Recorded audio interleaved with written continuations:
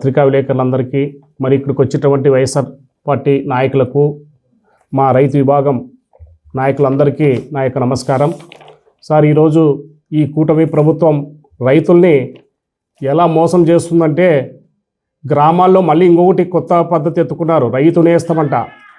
ఏ మోకం పెట్టుకున్న రైతు నేస్తం పెట్టుకొని గ్రామాల్లో లేకపోతున్నారు అర్థం కాలే. టమేటా రైతులు ఈరోజు చేన్లలో కూలీలు ఇస్తే దాని గిట్టుబాటు లేక కూలీలు వేల ఎకరాలు విడిచిపెట్టినారు. రైతులు ఈరోజు చేనులోనే మగ్గిపోతున్నాయి. రోడ్డు తెచ్చేస్తున్నారు.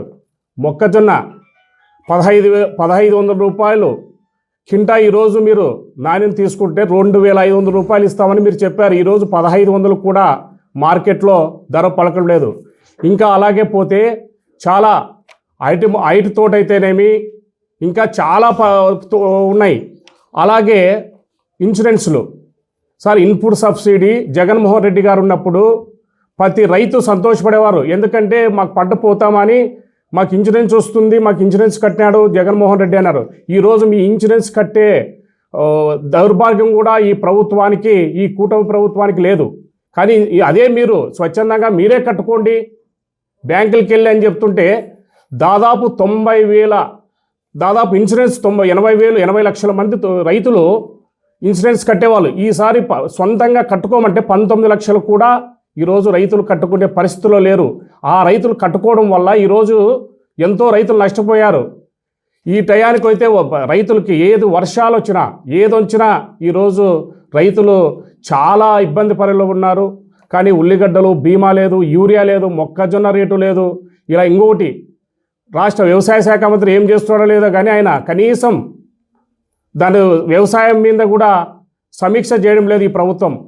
అలాగే మన ఉప ముఖ్యమంత్రి పవన్ కళ్యాణ్ గారు ఉన్నారు. ఈరోజు ఉపాధి హామీ కూలీలు ఆరకూరగా ఉపాధి హామీ పనులు గ్రామాల్లో కల్పిస్తూ కనీసం 100 రోజులంటే కనీసం 20 రోజులు కూడా గ్రామాల్లో పని పెట్టడం లేదు. అదే ఆ కూలీలు, రైతు కూలీలు ఏం చేస్తున్నారంటే గ్రామాలుంటే ఆటోలు కర్ణాటక సైడ్ పోతున్నారు.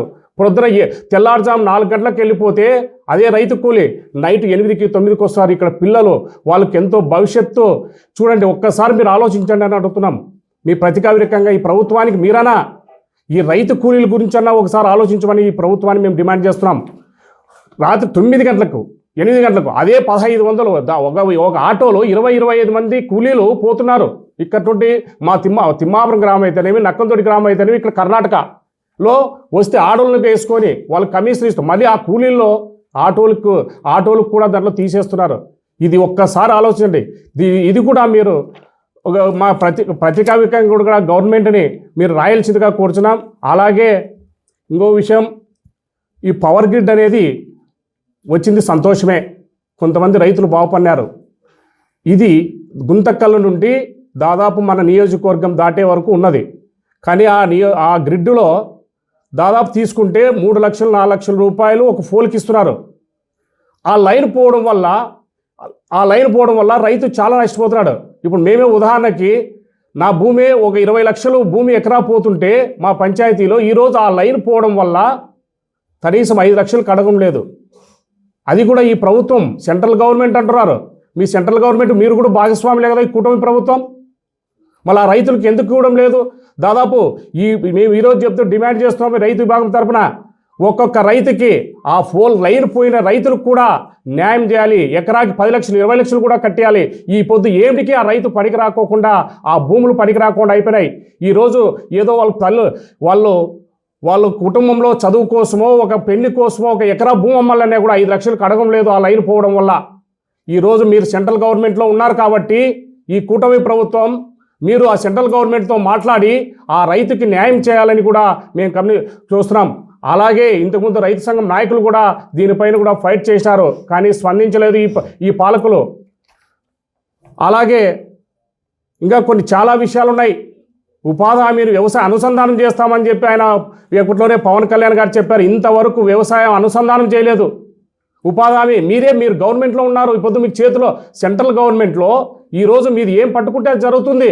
మీరు ఎందుకు రైతులు చేయకూడదనే ఈరోజు నరేంద్ర మోడీ మీ చేతిలో ఉన్నాడు. ఎక్కడెక్కడో పుట్టపర్తి కానీ తోలుకొస్తారు. కానీ ఈ అనంతపురం జిల్లాలో రైతులు ఏమి ఇబ్బందులు ఉన్నాయి? వ్యవసాయానికి అనుసంధానం చేయాలంటే వాళ్ళకి ఒక్క నిమిషం పట్టదు. కానీ రైతుల మీద ప్రేమ లేదు వాళ్ళకి, ఈ కూటమి ప్రభుత్వానికి. ఆ రోజు ఏమో రైతులకు అనుసంధానం చేస్తాం ఉపాధి హామీని ఆ రోజు రాజశేఖర రెడ్డి గారు మనం ఒక కాంగ్రెస్ గవర్నమెంట్లో ఉంటూ ఒక ప్రత్యేకంగా తీసుకొని బండ్లపల్లిలో ఆ రోజు ఉపాధి హామీ కూడా చేయడం, ఈ రైతు కూలీల కోసం ఉపాధి హామీని కూడా నిర్మించాడు. ఈ రోజు రాజశేఖర రెడ్డి పుణ్యమే, ఈ రోజు ఉపాధి హామీ నిధులు కానీ, ఆ గ్రాంట్లు కానీ, ఉపాధి హామీ నిధులు కానీ మన రాష్ట్రానికి వస్తున్నాయంటే ఈ పొద్దు వైఎస్ రాజశేఖర రెడ్డి గారు భిక్ష అని కూడా కోరుచున్నాం. అలాగే జగన్మోహన్ రెడ్డి గారు ఎన్ని వేల మందికి ఇన్పుట్ సబ్సిడీలు అయితేనేమి, మొన్నసారి చూసాం కందికి పలస్ బీమా కూడా సెంట్రల్ గవర్నమెంట్ ప్రకటించి అన్ని సెల్లులకి మెసేజ్ వచ్చింది. కానీ ఇంతవరకు కానీ ఆ మెసేజ్లు వచ్చింది, ఆ నిధులు ఇంతవరకు ఎవరి అకౌంట్లో, రైతు అకౌంట్లో పడలేదు. ఆ రోజు జగన్మోహన్ రెడ్డి గారు ఇన్సూరెన్స్ కట్టినారు, కానీ ఆ ఫసల్ బీమా నిధులు ఎక్కడికి మళ్ళీపోయినాయని కూడా మేము రైతు విభాగం తరఫున వైఎస్ఆర్ కాంగ్రెస్ పార్టీ తరఫున డిమాండ్ చేస్తున్నాం.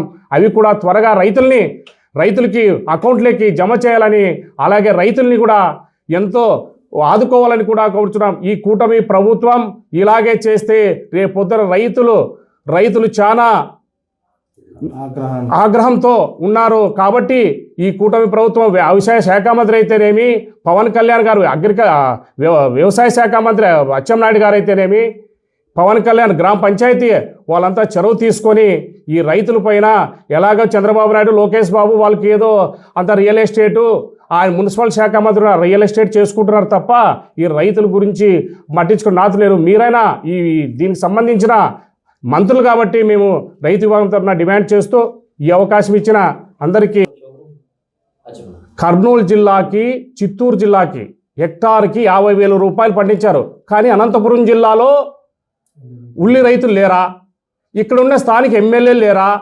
ఇక్కడ ఉన్న ఎమ్మెల్యేలు ఏం చేస్తున్నారని మేము అడుగుతున్నాం. ఈరోజు ఇక్కడ ఉన్న స్థానికంగా అనంతపురం జిల్లాలో ఎమ్మెల్యేలు కూడా చొరవ తీసుకొని ఈ ఉల్లికి అనంతపురం జిల్లాకు కూడా, గుంటకల్ నియోజకవర్గానికి కూడా వర్తించేటట్లు చేయాలని మేము రైతు విభాగం తరఫున డిమాండ్ చేస్తున్నాం ఈ కుటుంబ ప్రభుత్వాన్ని. అలాగే ఈ మండలాలని, ఈ గుంటకల్ నియోజకవర్గం చాలా వెనుకబడింది. గ్రిడ్ వల్ల చాలా లాస్ అయిన రైతులు ఈ ఎమ్మడే కరువు మండలాలుగా ప్రకటించాలని కోరుచున్నాం.